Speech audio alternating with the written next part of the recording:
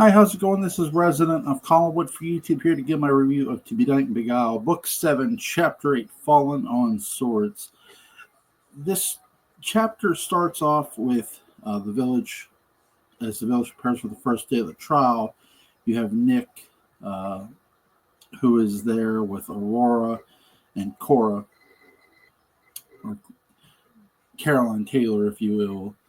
And Cora feels, again, this is more how she feels bad for. She feels she caused a lot of this by giving Baxter the gossip to fuel Baxter's column. And Baxter Murphy is there in the crowd, and he questions and taunts Jacob, saying, "Are you here for?" And Jacob hits him, and Jacob says, "I'm here for Charlotte's mother and my." And Evie, his ex. So, which is really, you see a lot of emotion out of Jacob in this, which is really interesting. The crowd is a very frenzied crowd, and the one thing you don't want, Baxter's already in Jacob's crosshairs, and he's not the only one.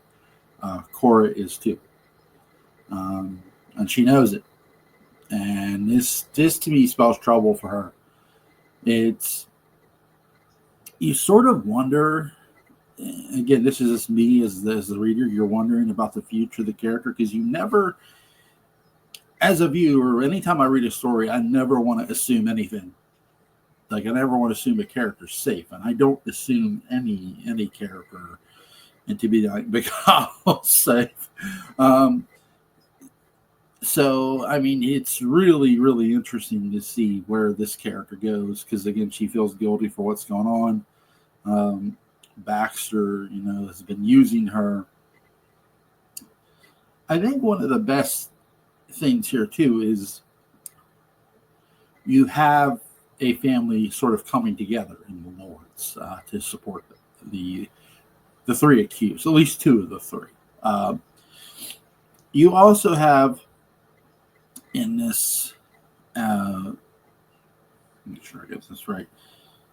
You have Genevieve and Celeste who are in the garden, and you get a lot from baby Fabian, or it's not baby Fabian, but for Fabian, who is, talking, and he picks up on a lot of his mother's emotions and a lot of what she says and a lot of what she does. This caused Celeste to realize that Fabian has been paying very close attention to what is going on around him. And often kids do. This is a very true, real thing. Speaking as a dad, kids play very close attention to what goes on around them. You might not think they do, but they do. To things that are said, to things that are done, how your body language is. This, even though, Benight and Beguile is fiction, John is putting a very real child emotion in here. And bravo. Speaking as a dad, bravo. Spot on. Completely fucking spot on when I read that. And Celeste, and I love the interaction most between Genevieve and Celeste. Celeste will not stop Genevieve from taking Morgan because that cost her one friendship with Evie, taking a child away from its mother. And really, she's got her hands full with other things, too. Again, there's a lot going on. She has to focus on Rebecca.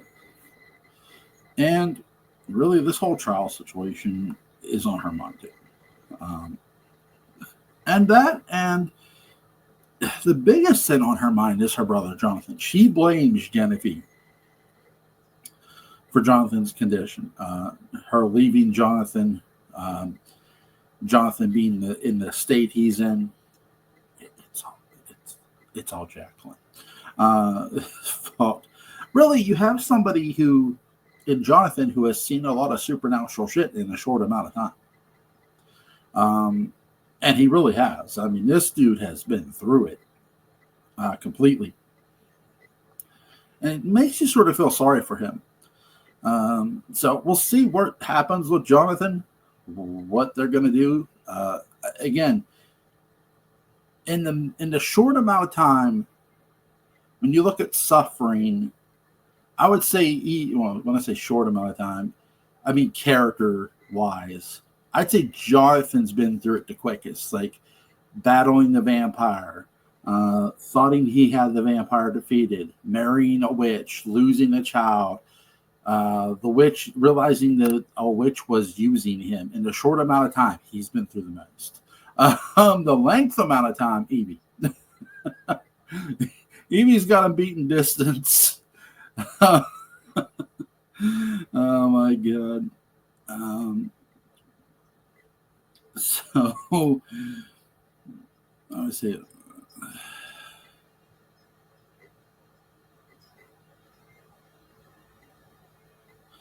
Let's see. You also get an interaction between Fabian and Morgan. And Fabian says that he has seen Sebastian in the house at Terramore.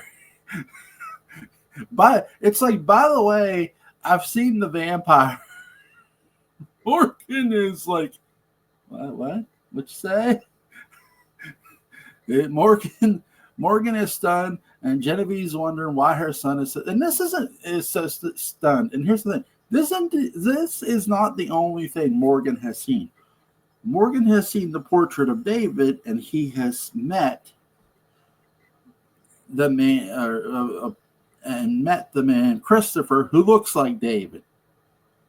Morgan's in for it. Morgan's in for it. Remember I said don't bring your children to Welshport Island? You can take your kids to Crystal Lake. You can take your kids to Jurassic Park. But do not bring your kids to Welshport. Okay? Okay? It is. I really love Lear's confidence as a defense attorney here. He builds confidence in his clients. Evie is sick. I suspect Jacqueline is doing this to Evie, most of all. But you also say, well, we're going to say it's a weather pattern. And they're like, why? They could just say, well, nope. If we say it's a weather pattern and stick to it, the burden of proof is on them, not on us. They have to prove that didn't happen. And they can't. And that's what basically he's saying. And because you can say eyewitness testimony. Eyewitness testimony is not the most reliable thing. Because if you're frantic, you know, so Lear lays it down and does a very, very good job of building confidence in his clients. Mary, though, wants to fall on her sword. This chapter is appropriately titled, as always, Mary has made up her mind. She's going to fall on her sword no matter what. And Evie said, no, we can't give them what they want. You also sort of wonder what Cora is going to do. Is there going to be an outburst in court? Because court outbursts happen most of the time. I do love the waiting by Eden, the other attorney in the courtroom, like awaiting the proceedings. Matthew realizes Evie's still in love with Sebastian. It is also killing him to watch her love slip away from him. He knows he's losing her to another man. He knows it. And I love that realization here. You have a lot of great character realization here.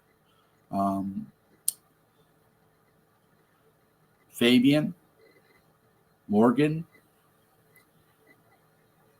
you have Matthew, and I love Lear's confidence. Really, really excellent chapter here. If you guys have not read To Be Like Beguile, go check it out. I can't say enough good things about the setting too. you get a feeling of you're amongst the crowd of people watching sort of the Lords and watching Jacob, and you get a feeling that you are in jail. John always does a good job of bringing his world to life with his settings. You sort of picture you're there, and I know I do. So I hope you guys enjoyed this review. Link to Benight and Beguile in the description box. Have a good day. Take care.